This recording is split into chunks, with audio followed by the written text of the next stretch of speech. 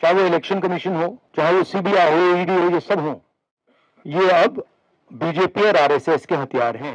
ये हिंदुस्तान के इंस्टीट्यूशंस नहीं रहे। अगर ये इंस्टीट्यूशंस अपना काम करते, अगर सीबीआई अपना काम करती, ईडी अपना काम करती, तो ये नहीं होता।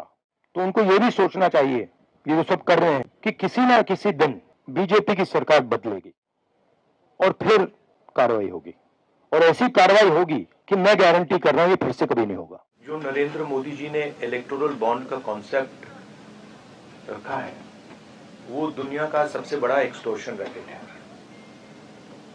मैं फिर से कह देता हूं, दुनिया का सबसे बड़ा नेशनल लेवल का एक्सटॉर्शन रैकेट है। कंपनियों से हफ्ता लेने का तरीका है, कंपनियों से कॉन्ट्रैक्ट्स का शेयर लेने का तरीका है, और शायद सबसे बड़ा, दुनिया में सबसे बड़ा भ्रष्टाचार का स्कैम है। इसके सब आंकड़े आपके सामने हैं। पूरी कंपनी की लिस्ट अभी आई नहीं है। इसमें शेल कंपनीज हैं, इसमें सीबीआई ईडी से प्रेशर डाल के पैसा लिया जा रहा है, डेट्स हैं, कंपनी पर केस लगता है, उसी के थोड़े दिन बाद बीजेपी को पैसा मिलता है, हजारों करोड़ रुपए का कॉन्ट्रैक्ट मिलता है, कॉन्ट्रैक्ट का एक कट बीजेपी को डायरेक्ट मिलता है।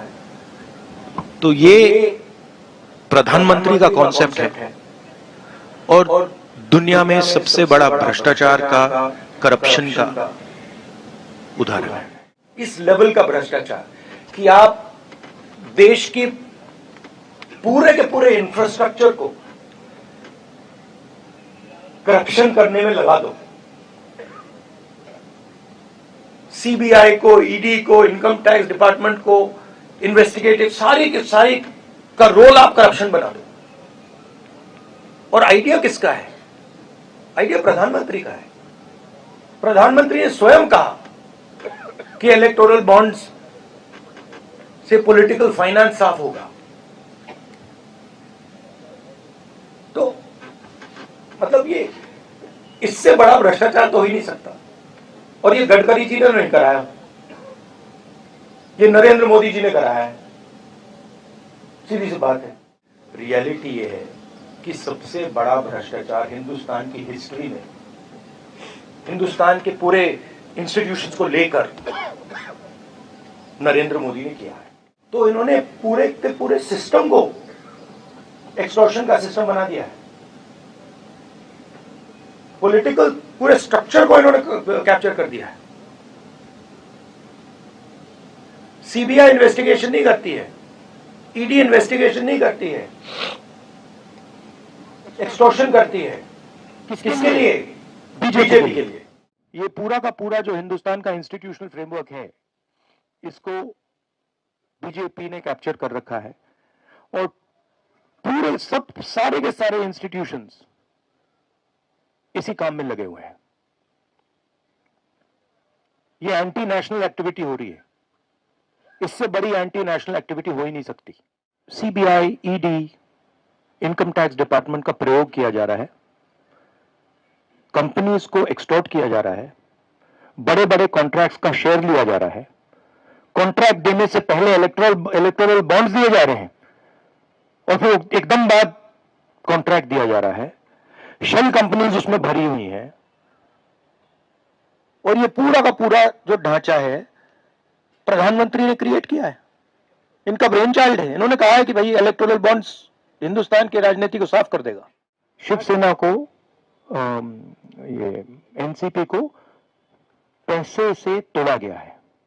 कैसे तोड़ा गया है आज मैं आपको बता रहा हूं। और चुनाव में यहां पे कांग्रेस पार्टी और हमारा जो गठबंधन है रिकॉर्ड मत से जीतने वाला है।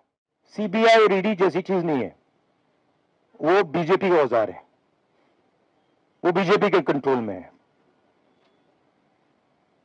हिंदुस्तान में जो हमारे इंस्टीट्यूशंस हुआ करते थे, वो आज इंस्टीट्यूशंस हिंदुस्तान के नहीं है। चाहे वो इलेक्शन कमीशन हो, चाहे वो सीबीआई हो, ईडी हो, ये सब हो, ये अब बीजेपी और आरएसएस के हथियार हैं, ये हिंदुस्तान के इंस्टीट्यूशंस नहीं रहे। इसीलिए ये जो हो रहा है ये हो पा रहा है। अगर ये इंस्टीट्यूशंस अपना काम करते, अगर सीबीआई अपना काम करती, ईडी अपना काम करती, तो ये नहीं होता। तो उनको ये भी सोचना चाहिए, ये जो सब कर रहे हैं, कि किसी ना किसी दिन बीजेपी की सरकार बदलेगी और फिर कार्रवाई होगी, और ऐसी कार्रवाई होगी कि मैं गारंटी कर रहा हूं ये फिर से कभी नहीं होगा। तो उनको भी सोचना चाहिए। Thank you.